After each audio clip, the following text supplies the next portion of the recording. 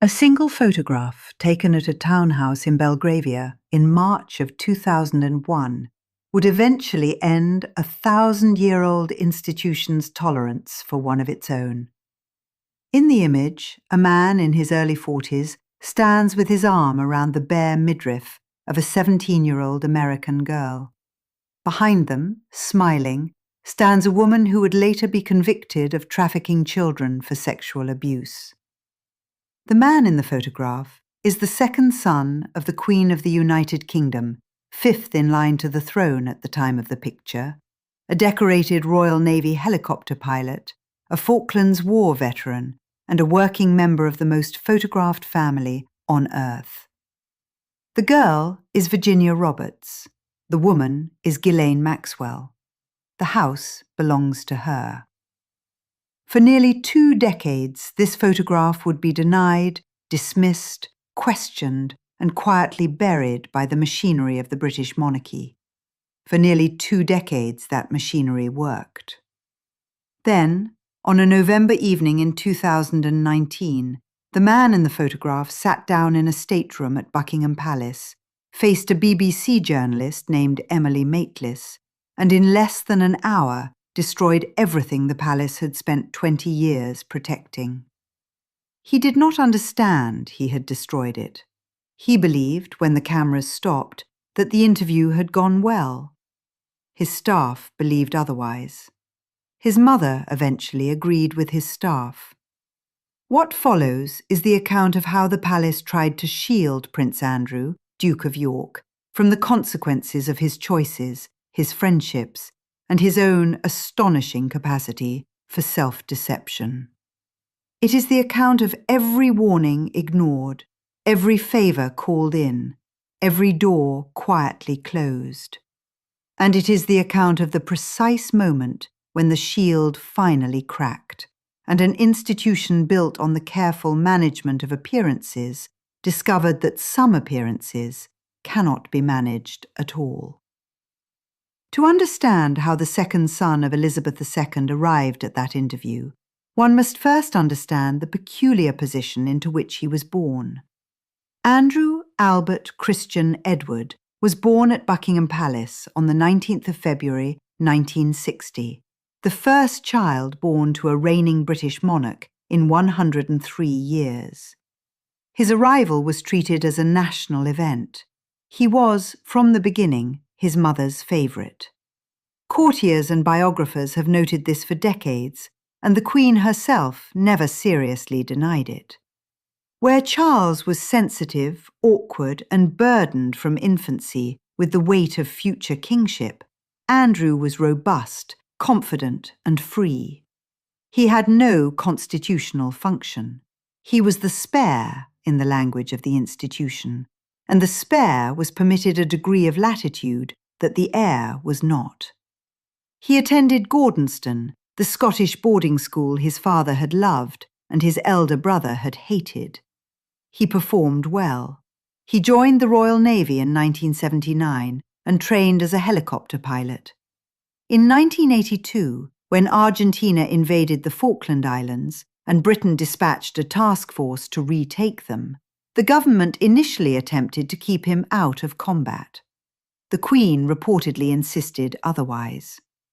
Andrew flew Sea King helicopters off HMS Invincible, served as a decoy for Exocet missiles, and returned home a genuine war hero. The photographs of him stepping ashore at Portsmouth, a red rose between his teeth, made him for a time the most popular member of the royal family after his mother. The tabloids christened him Randy Andy. The nickname was meant affectionately. It described a young man who dated actresses, attended nightclubs, and appeared to enjoy his fame with an uncomplicated relish. In 1986, he married Sarah Ferguson, the daughter of his father's polo manager. The wedding drew a global television audience of 500 million. They had 2 daughters, Beatrice and Eugenie. The marriage began in apparent happiness and ended, after a series of tabloid embarrassments involving the Duchess and a Texan financial advisor, informal separation in 1992, and divorce in 1996. The couple remained, by all accounts, genuinely close. They continued to live in the same house long after the divorce was finalized. This too the palace tolerated, because Andrew was not the heir, and because the institution had learnt that imposing conventional rules on him simply produced further embarrassment. From 2001 to 2011, Andrew held a formal role as the United Kingdom's Special Representative for International Trade and Investment. The position was unpaid, but it gave him a diplomatic passport, official aircraft, embassies at his disposal, and access to the senior figures of governments and industries across the developing world. It was during this decade that the friendships now most associated with his name were either formed or deepened. He travelled to Kazakhstan and met its autocratic president. He travelled to Tunisia and met the son-in-law of its dictator. He travelled to Libya and met representatives of the Gaddafi regime. He travelled repeatedly to the United States, where he stayed at the Manhattan townhouse of an American financier named Jeffrey Epstein. British diplomats stationed in these countries began, from quite early in his tenure, to file concerned cables back to London. The cables noted that Andrew appeared not to understand the distinction between official business and personal friendship. He accepted hospitality from individuals about whom the Foreign Office had clear and documented concerns. He grew impatient when ambassadors briefed him on local sensitivities. He preferred, in the phrase used by one senior official to a parliamentary committee years later, the company of men who flattered him. The trade role was eventually withdrawn in 2011, following sustained press criticism of his choice of friends. By then, the friendship that would eventually destroy his public life was already a decade old, and the photograph in Belgravia had already been taken. The introduction had been made by Ghislaine Maxwell, daughter of the disgraced media tycoon Robert Maxwell. She had known Andrew since the 1980s. In 1999, she introduced him to Epstein, with whom she was then romantically and professionally entwined. Andrew began visiting Epstein's properties almost immediately. He stayed at the Manhattan townhouse on East 71st Street. He stayed at the ranch in New Mexico. He stayed at the private island in the United States Virgin Islands, the one Epstein's own staff referred to as Little St. James, and the local population had begun, by the mid-2000s, to call by a less polite name. The first surviving record of Virginia Roberts encountering Andrew dates from March of 2001, when she was 17 years old and had, by her own account, and by the later findings of multiple courts and investigators, already been trafficked by Epstein and Maxwell for some time. The first warning came in 2006, and it came from the United States. In May of that year, a Florida grand jury indicted Jeffrey Epstein on a single count of soliciting prostitution, a charge that bore almost no relationship to the conduct his alleged victims had described to local police. The federal investigation that followed produced evidence of a trafficking operation involving dozens of underage girls. In 2008, Epstein pleaded guilty to 2 state charges, served 13 months in a Florida jail on a work release arrangement that allowed him to leave the facility for 12 hours a day, and registered as a sex offender. The arrangement was, even at the time, the subject of public criticism. The federal prosecutor who had negotiated it, Alexander Acosta, would eventually resign from a Trump cabinet post over it. None of this was secret. All of it was reported in the British press. The British Embassy in Washington flagged the case in routine briefings sent to relevant departments in London. Among the recipients were courtiers responsible for the Duke of York's schedule. The friendship continued.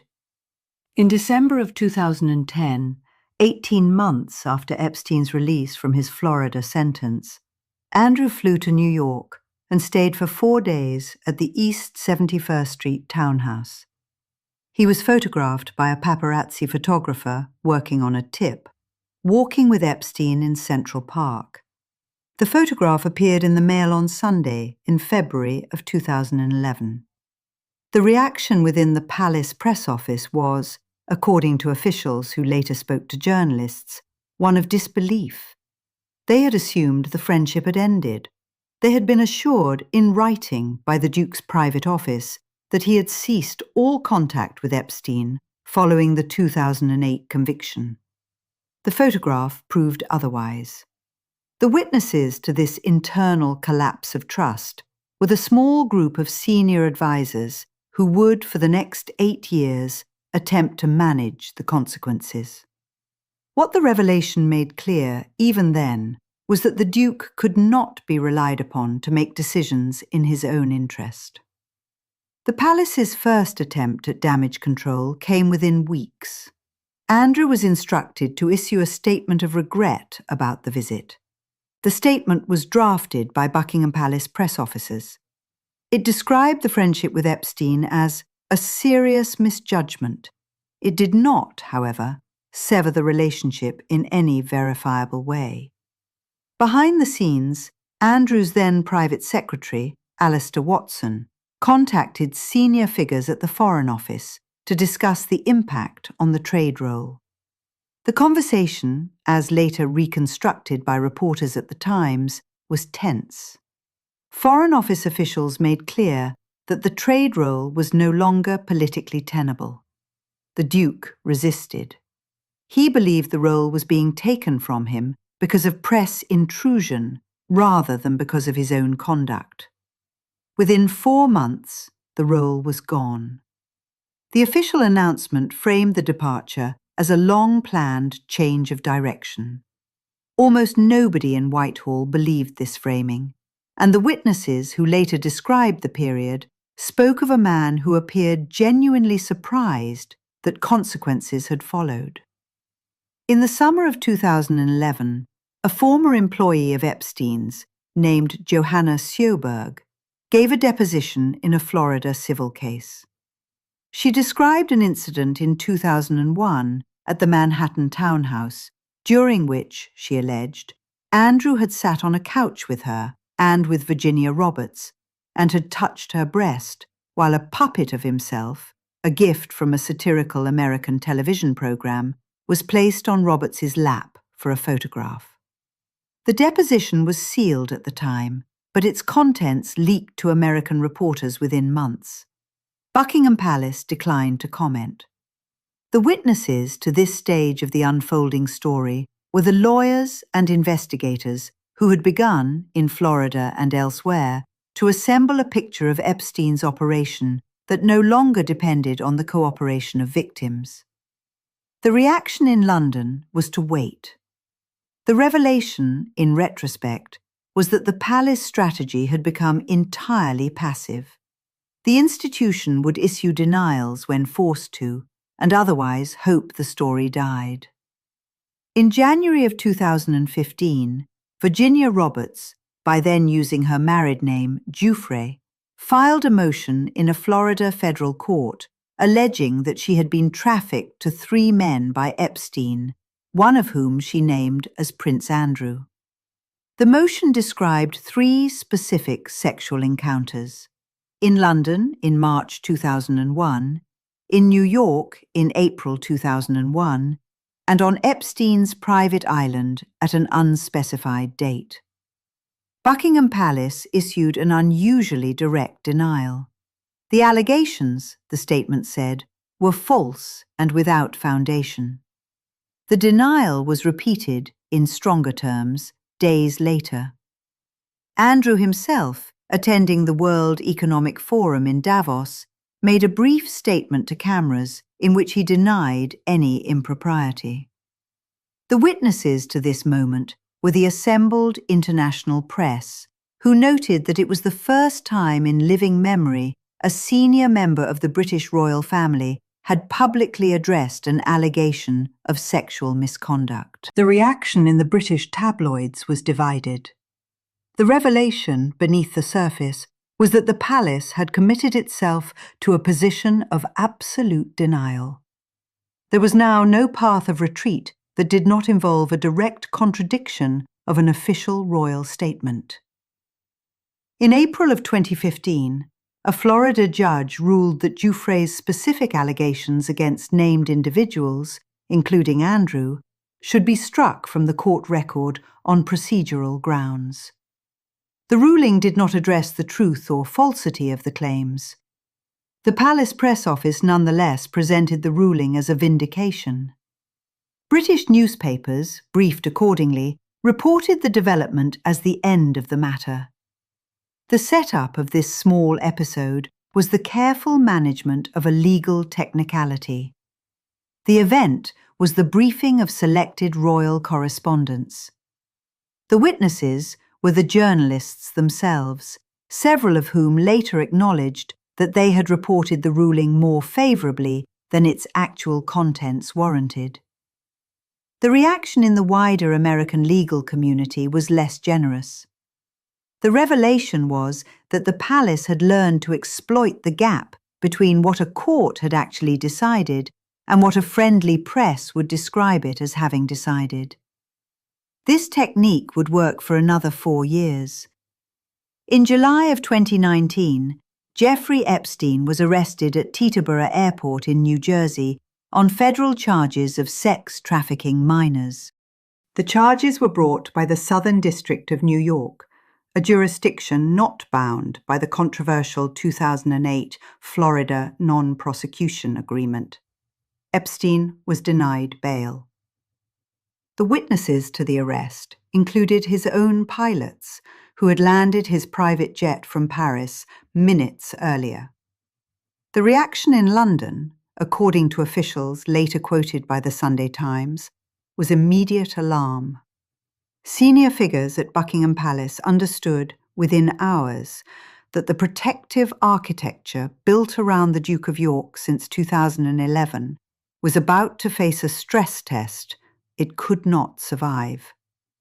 The revelation that summer, slow at first and then sudden, was that Epstein's victims were no longer willing to be silent, and the American legal system was no longer willing to protect him. On the 10th of August, Epstein was found dead in his cell at the Metropolitan Correctional Center in Manhattan.